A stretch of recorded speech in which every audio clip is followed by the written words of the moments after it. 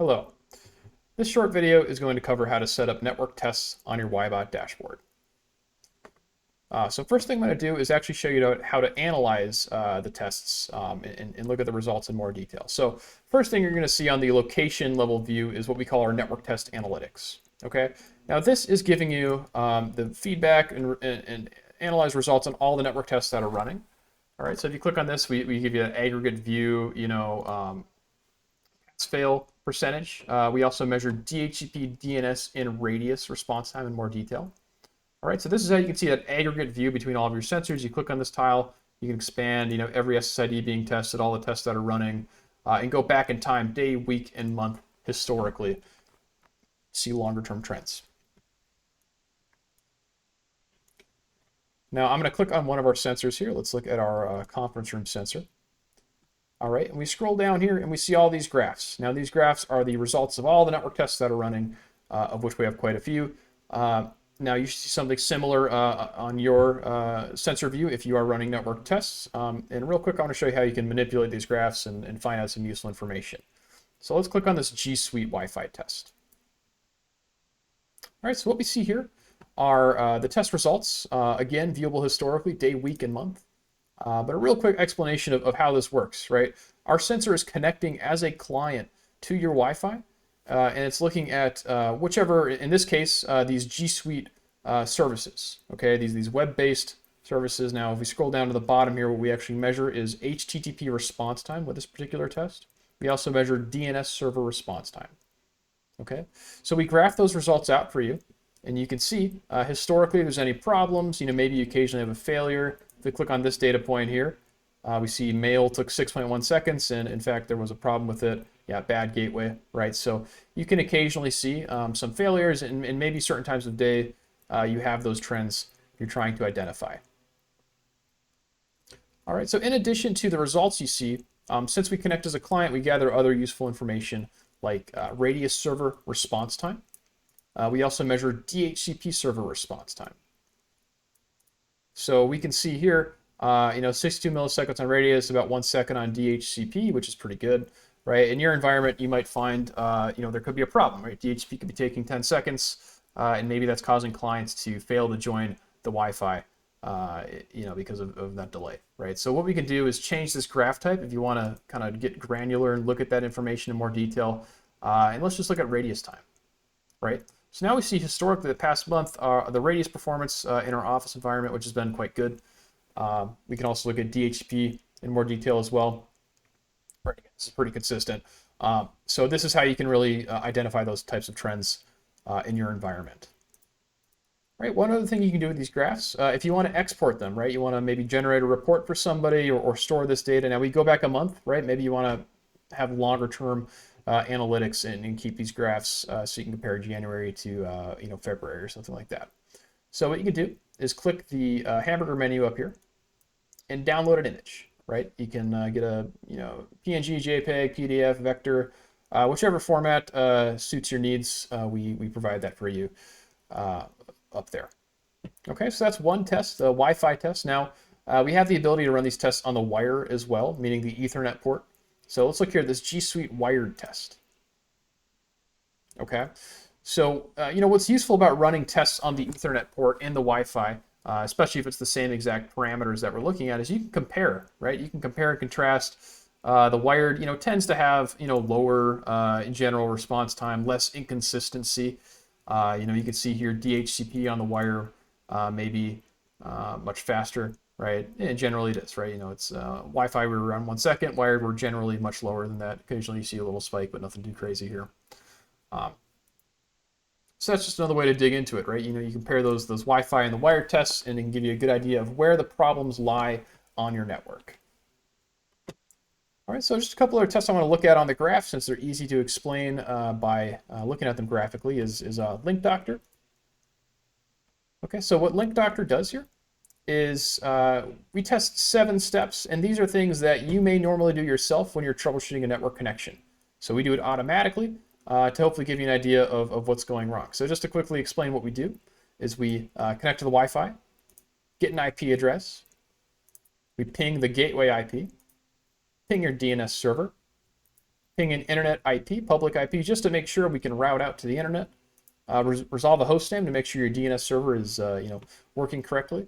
And then ping that host name just to make sure that everything comes together and we're able to ping an actual host name out on the internet. Now, what you can see here, let's go past month, see if we have any failures on this particular sensor.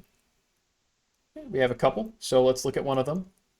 If I click and drag, you can click and drag to zoom in a little bit on these graphs. Now, here we see a failure at ping internet IP. So I'm going to click on this data point, and we can scroll down and we can see, well, everything worked except for the step where we pinged internet IP. So let's go ahead and expand that and see what happened. All right, in this case, what happened is we transmitted 4 packets, we received 2, which of course is 50% packet loss.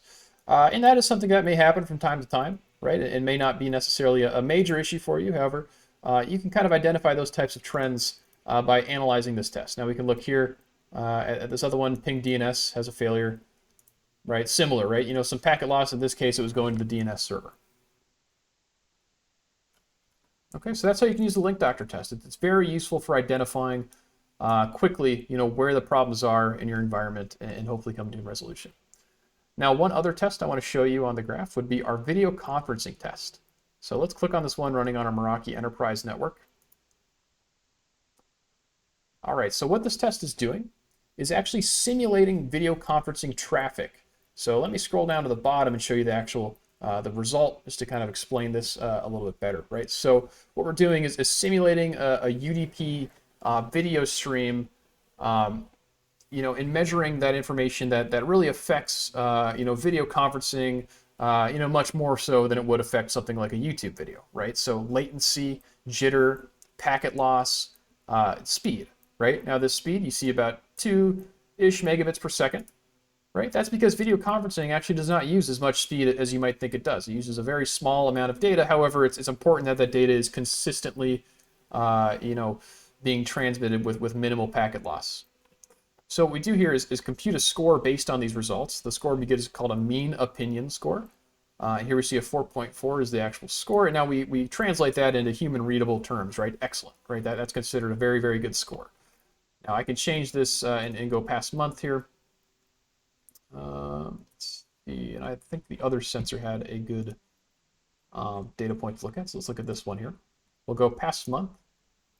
And we see here, this is a good one, right? So in this case, our upstream score was excellent. Our downstream was very good.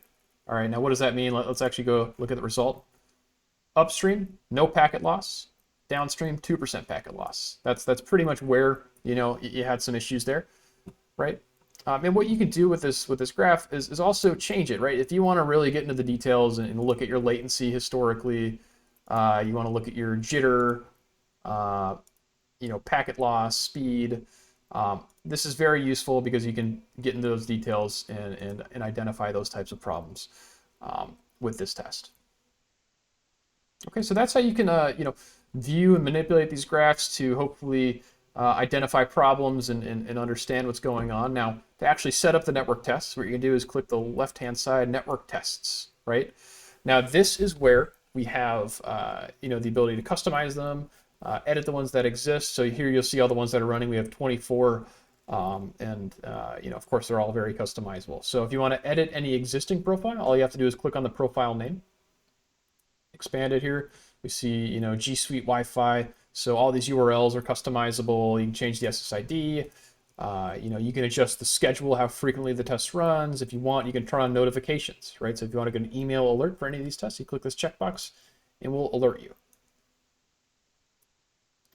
Okay, some other options you're going to have. AP selection. Now this is on auto. This means that the sensor is going to connect to the closest AP or the best AP based on signal strength and some other factors, right? And that's what clients do as well. So it's a good default behavior, but of course in certain circumstances, there might be an AP that's kind of, let's just say between sensors, right? It's not right next to one of your sensors. So what we give you the option to do is actually test a specific AP. Meaning if I pick this conference room sensor here, let's select an AP, we see in our lab there's just 2 Meraki APs. But what we can do is connect to either one of them, remotely, so to speak. Meaning you don't have to go physically relocate the sensor. I can just say I want to look at channel 11 on this access point, and now every time the test runs, it's going to always connect to this radio. So very handy functionality. Now let me quickly show you how to set up new tests. So one thing you do, if you don't have any tests running at all, you can go to copy tests and then create the default set of tests for whichever SSID. Okay, so what that's going to do, it's going to give you a handful of tests, including our G Suite tests, DNS performance, link doctor, a couple speed tests, right? So it's just a good starting point. And then from there, of course, you can prune them and update them as you see fit. Now to add individual tests, you click Add Test Profile. And here we have, kind of our screen to set up these tests. So under Test Type, we have 10 different test types that we support. Quickly, I'll explain them. So ping, this is an ICMP ping test, right? So we're going to send whichever count of packets you want and packet size and measure the packet loss and round trip time. So very useful test and also a very simple one to set up, right? You can do up to 5 host names with this or IPs and then check those. We have a network discovery test. This is used to scan for clients connected on a given network. So we run this on the wired side. We're going to look at the wired VLAN Wi-Fi. We're going to look at the VLAN, or broadcast domain associated with any of the SSIDs that you connect to. For application tests, so just like the G Suite one that we looked at earlier, this is where you can put in whatever websites are, commonly used in your enterprise. Those critical services, schools, K through 12, oftentimes they deal with statewide testing, for an example. Right? So you can put those URLs in here and then measure that response time, with your remote controlled Wyebot clients, right? So very useful to make use of that. Now, speed test, right? So we support a speed test. The service that we use is Ookla's speedtest.net, and you can put a minimum value, right? So if the test is below that speed that you specify, it can be marked as a failure. If you want, you can set up notifications based on that. Obviously useful to see that, especially on the Wi-Fi. A device monitor. Now the device monitor, what it basically is a continuous ping. So if you want to put a few hosts in, like your DNS servers or your firewall, and if those drop offline, you can click this checkbox down here and we'll proactively notify you if that drops off. So, very simple, but, very useful network monitoring tool here. We also have a port scan that we do, and this is a TCP scan. So we're going to look at open TCP ports on whichever host you specify. So, if you buy a security camera server and you put it on a secured VLAN and you just want to run a test from the guest network, for example, right, and see if port 80 is open, right? This is a good way to do that. We also support iPerf. Now, iPerf is, similar to the speed test. It's a very similar type of test where it measures throughput. However, it's more commonly used to measure throughput, let's say, across your LAN. So iPerf is an open source software. You can install it on pretty much any operating system. And what you can do once you have it installed is run a speed test between a couple endpoints, right? So the sensor is the client, you have a server somewhere, and we give you that speed. We support version 2 and 3, right? Those are the common iPerf versions that you may already have running in your environment. So if you have one of the servers spun up already, put that host in, we'll run that speed test. Now, if you don't have a server and you don't really want to set one up, what you can do is take one of your Wyebot sensors and dedicate it as an iPerf server. All right, so there's a bit of setup associated with setting a sensor as an iPerf server. What you're going to have to do is first of all, pick the sensor, right? So let's just say the conference room sensor, we're going to call that our server. So you need to go through all of the test profiles you have running and uncheck it. Make sure it's not running any of the tests, just because in order to run iPerf successfully, we need to have that interface dedicated 24/7 listening for iPerf. Okay, so that's the iPerf test. Now, DNS performance, this is a rather interesting one. So what this one will do is, connect to whichever interface you specify, wired, Wi-Fi here. And then we're going to get a list of DNS servers from DHCP. Okay, now once we do that, we're going to resolve a set of hosts against each one of the servers individually, graph those results out. So maybe you're going to pick up that one server's got problems, the other ones don't. And that's a very useful tool for finding if, let's say, your secondary server is failing and you may not have been aware of that. All right, now you can customize the hosts, of course. So if you guys block Facebook or something, you can put whatever you want in here. We also support a test called Link Doctor, right? We talked about that on the graph. Now, what you can do with the Link Doctor test, First of all, you can remove the steps for pinging DNS and gateway, because oftentimes, guest networks especially will block that. But you can also actually set it up for multiple APs. Okay, let's click test multiple APs here and show you what that looks like. So once you have that selected, you can pick up to 6 access points.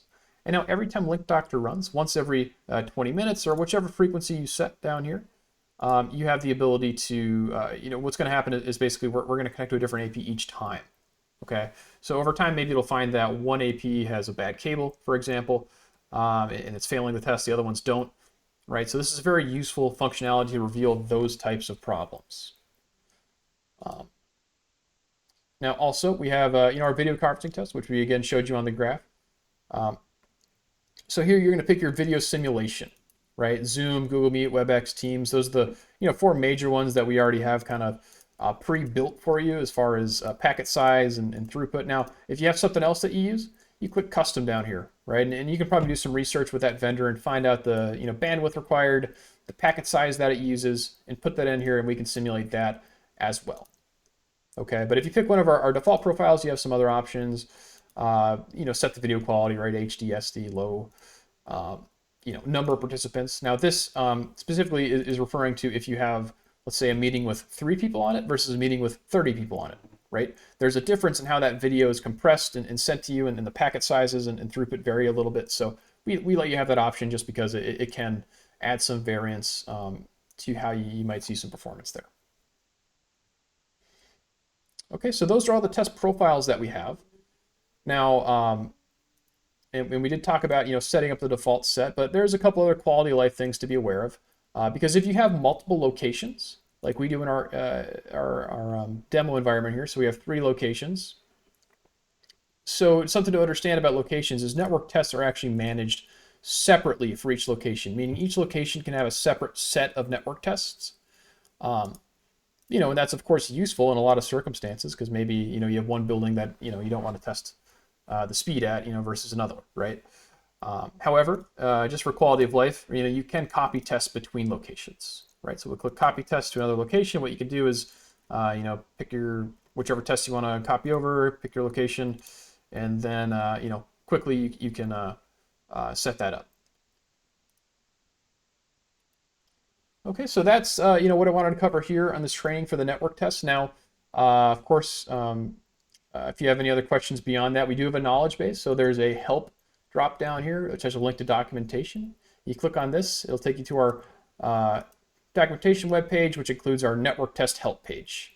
Okay, so from here, we have literature about all the network tests in more detail to help you understand exactly what they do and if you may want to set them up. Now, beyond that, you can always email us, support@wyebot.com. So if you have any other questions that have not been addressed here, just let us know, right? That's what we're here for. So shoot us an email. We'll be happy to get back to you. Okay, so thanks so much for watching, and I hope everybody here has a good day. Thanks.